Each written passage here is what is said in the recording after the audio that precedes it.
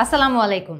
আমাদের ঘরে বসে ইংলিশ গ্রামারের নতুন আরেকটা চ্যাপ্টারে আপনাদের সবাইকে স্বাগতম। আমরা এই সেকশনে টেন্স নিয়ে আলোচনা করব এবং প্রত্যেকটা চ্যাপ্টারকে আমরা কিন্তু ছোট ছোট ভাগে ভাগ করেছি। আমাদের এই ভিডিওটাতে আমরা টেন্সের একটা ইন্ট্রোডাক্টরি আইডিয়া পাবো, একটা জেনারেল আইডিয়া পাবো, কত ধরনের টেন্স আছে, টেন্স আসলে কি। এর পরবর্তী ভিডিওগুলোতে আমরা প্রত্যেক ধরনের টেন্সগুলোকে একদম ডিটেলসে উদাহরণসহ ব্রেকডাউন করে আপনাদেরকে দেখাবো। সো আমরা যারা একদম বেসিক, একদম বিগিনার লেভেলের লার্নাররা আছি বা স্টুডেন্টরা আছি, যারা একদম গ্রাউন্ড লেভেল থেকে গ্রামারটা শেখা শুরু করতে চাচ্ছেন, তাদের জন্য এই ভিডিওটা খুব গুরুত্বপূর্ণ, যেখানে আমরা টেন্সের একটা ইন্ট্রোডাক্টরি আইডিয়া পাবো। আপনারা অনেক জায়গায় হয়তো বা খেয়াল করে দেখেছেন টেন্সকে ভার্ব টেন্সেসও বলা হয়। ভার্ব টেন্সেস আবার কি? ভার্ব টেন্সেস নিয়ে কোনো টেনশন করার দরকার নাই, don't be tense. Verb tenses যখন আমরা বলি, আমরা মূলত টেন্স নিয়েই কথা বলছি, কিন্তু আমরা এখানে ভার্ব টেন্সেস যখন শুনি আমরা দুটো এলিমেন্ট সম্পর্কে কিন্তু ধারণা পাচ্ছি। সো আমরা কি কি এলিমেন্ট নিয়ে ধারণা পাচ্ছি? অবশ্যই যখন আমরা ভার্ব টেন্সেস বলছি, ঠিক আছে, ভার্ব টেন্সেস, এখানে ভার্ব শব্দটা যেহেতু আছে, আমরা বুঝতেই পারছি এখানে একটা অ্যাকশন হচ্ছে। হয়তোবা সেটা বর্তমানে হচ্ছে, হয়তোবা সেটা অতীতে হয়ে গিয়েছে, হয়তোবা সেটা ভবিষ্যতে হবে। আমরা এটা নিয়েও আরও বিস্তারিত আলোচনা করব। আমরা সেকেন্ড যেই এলিমেন্টটা দেখছি, সেই এলিমেন্টটা হচ্ছে একটা ভার্ব টেন্স কোন টেন্সে আছে, সেটা দিয়ে আমরা কিন্তু এটাও ধারণা করতে পারি যে কয়জন মানুষ ওই অ্যাকশনটা কমপ্লিট করছে বা ওই অ্যাকশনটা করছে। এটা কি সিঙ্গুলার, মানে কি একজন ব্যক্তি করছে, নাকি এটা প্লুরাল, অনেকজন ব্যক্তি করছে, সেটা সম্পর্কেও কিন্তু ভার্ব টেন্সেস থেকে ধারণা পাওয়া যায়। বিস্তারিত আলোচনা আসছে, টেনশন করার কোনো দরকার নেই। আজকে আমরা মূলত ইন্ট্রোডাক্টরি আইডিয়াটা নিয়েই আলোচনা করব। আচ্ছা, ভার্ব টেন্সেস যখন আমরা বলি, এই ভার্ব টেন্সেসের যেই দুটো অ্যাসপেক্ট নিয়ে আমরা অলরেডি কথা বললাম, তার পাশাপাশি আরেকটা গুরুত্বপূর্ণ বিষয় আমাদের মাথায় রাখতে হবে। একটা হচ্ছে টাইম, অর্থাৎ সময়। আমরা টেন্স সম্পর্কে যদি একটা মোটামুটি বেসিক ধারণাও পেয়ে থাকি বা জেনে থাকি, তাহলে আমরা জানি যে টেন্সে কিন্তু সময় নিয়ে কথা বলা হয়।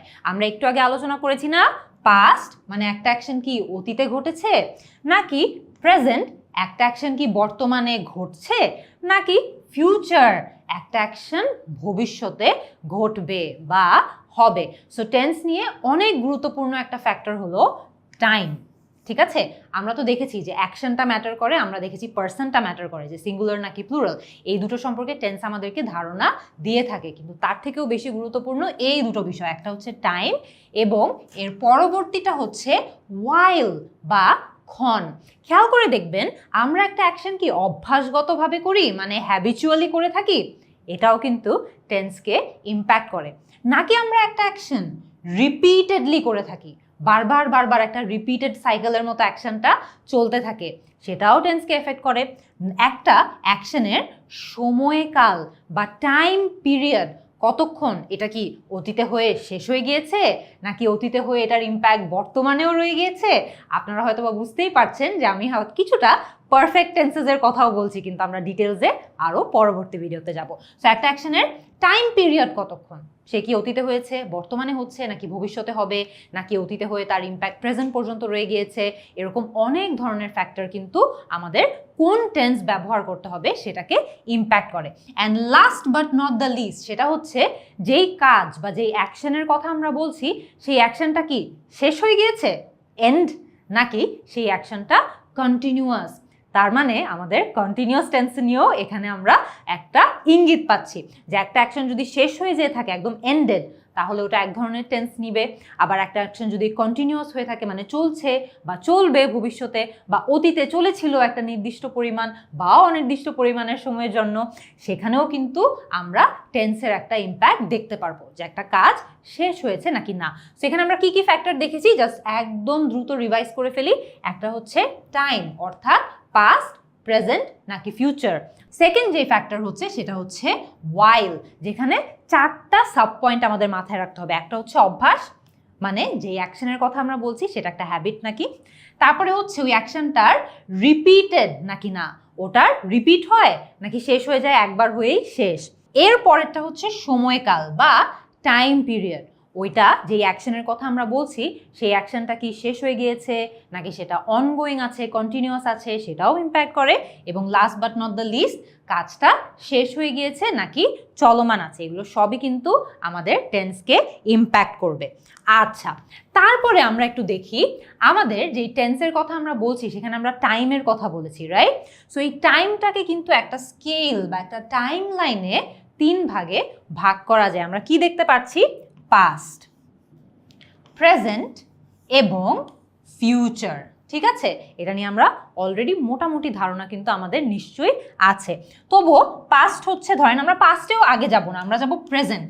প্রেজেন্টটা সবচেয়ে easy for us to understand, কারণ আমরা একদম বর্তমান সময়ে কি করছি সেটা আমাদের জন্য সবচেয়ে বেশি সহজ বোঝা। সো প্রেজেন্ট হচ্ছে আপনার বর্তমান মুহূর্ত, আপনি একটা কাজ এই মুহূর্তেই করছেন। প্রেজেন্টের ঠিক আগ মুহূর্ত আপনার পাস্ট বা অতীত মুহূর্ত, বর্তমান মুহূর্তের পূর্ব সময়। এটা আপনাদের মনে রাখতে হবে প্রত্যেকটা টেন্স বোঝার জন্য। This is very very important. And of course প্রেজেন্টের পরে বর্তমান মুহূর্তের পরবর্তী সময় অর্থাৎ ফিউচার। সো একটা টেন্স নিয়ে যখন আমরা কথা বলবো আমাদের এই টাইম লাইনটার কথা বারবারই মনে রাখতে হবে, এবং আমরা আমাদের এই লেসনেও কিন্তু এই টাইম লাইন ধরেই আপনাদেরকে প্রত্যেকটা টেন্স বোঝানোর চেষ্টা করব। আচ্ছা, তাহলে আমরা এখন আমাদের মনে তো একটা প্রশ্ন আসতে পারে, তাহলে টেন্স আছে কয়টা? ইংলিশে 16 ধরনের টোটাল টেন্স আছে, তবে এই 16টা টেন্সই কিন্তু আমরা আমাদের দৈনন্দিন জীবনে ব্যবহার করে থাকি না।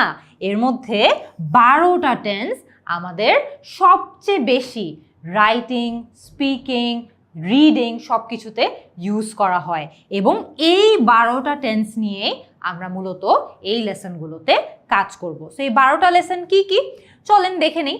6টা বেসিক ভার্ব টেন্স আছে এবং 6টা অ্যাডভান্সড ভার্ব টেন্সেস আছে। বেসিক ভার্ব টেন্সগুলো কি কি? সিম্পল প্রেজেন্ট, এটাকে আপনারা অনেকেই হয়তো বা প্রেজেন্ট ইনডেফিনিট টেন্সও বলে থাকেন। আমরা প্রত্যেকটারই কিন্তু রুল, এক্সাম্পল সেগুলো পরবর্তী ভিডিওগুলোতে ডিটেলসে আলোচনা করব। এরপরে রয়েছে প্রেজেন্ট কন্টিনিউয়াস। একদম বেসিক বলতে প্রেজেন্ট সিম্পল হচ্ছে যেটা বর্তমান মুহূর্তে ঘটছে, প্রেজেন্ট কন্টিনিউয়াস হচ্ছে যেটা চলমান রয়েছে, ঠিক আছে, কন্টিনিউয়াস একটা অ্যাকশন। তারপরে আছে past simple, past continuous, future simple and future continuous. এই 6টাই হয় আমাদের 6টি বেসিক ভার্ব টেন্স। তারপরে চলে আসি আমাদের 6টি অ্যাডভান্সড ভার্ব টেন্সেসে। অ্যাডভান্সড ভার্ব টেন্সেস বলতে আমরা অফকোর্স যে টেন্সগুলো আমাদের ব্যবহার করতে সবচেয়ে বেশি কষ্ট হয়, সবচেয়ে বেশি কঠিন লাগে, সেগুলোই কিন্তু বরাবরের মতো আমাদের অ্যাডভান্সড ভার্ব টেন্সেসের মধ্যে চলে আসছে। প্রথমটা হচ্ছে প্রেজেন্ট পারফেক্ট। এই পারফেক্ট শব্দটা যখন একটা টেন্সে ঢুকে পড়ে তখনই কিন্তু টেন্সটা বেশি কনফিউজিং হয়ে যায়। এগুলো নিয়েও আমরা আলোচনা করব। Present perfect continuous, past perfect continuous এবং ফিউচার পারফেক্ট কন্টিনিউয়াস। ঠিক আছে, সো এই টেন্সগুলো আমাদের মূলত ইংলিশে রাইটিং, স্পিকিং সব কিছুতেই দেখা যায় ঘুরে ফিরে এই 12টা টেন্সই আমাদের সবচেয়ে বেশি ইউজ করা হয়। সো আমরা কিন্তু এই 12টা টেন্স নিয়েই অনেক ডিটেলসে আলোচনা করব। তাহলে আমরা আজকের এই ভিডিওতে কিন্তু টেন্স সম্পর্কে একটা বেসিক ধারণা পেয়ে গিয়েছি। টেন্স জিনিসটা কি, কয় প্রকারের টেন্স আছে যেগুলো আমাদের ব্যবহার করতে হয়, সব কিছু। আমরা পরবর্তী ভিডিওগুলোতে বেসিক যেই টেন্সগুলো নিয়ে কথা বলেছি সেগুলো দিয়ে আমাদের এই লেসনগুলো স্টার্ট করব। তারপরে বেসিক সম্পর্কে ধারণা হওয়ার পরে আমরা অ্যাডভান্স টেন্সেসগুলো নিয়েও আমরা কাজ করা শুরু করে দিব, একদম উদাহরণ সহ, বেসিক যে রুলগুলো আছে সেগুলো সহ। চলেন তাহলে বেসিক টেন্সগুলো নিয়েই কাজ শুরু করা যাক।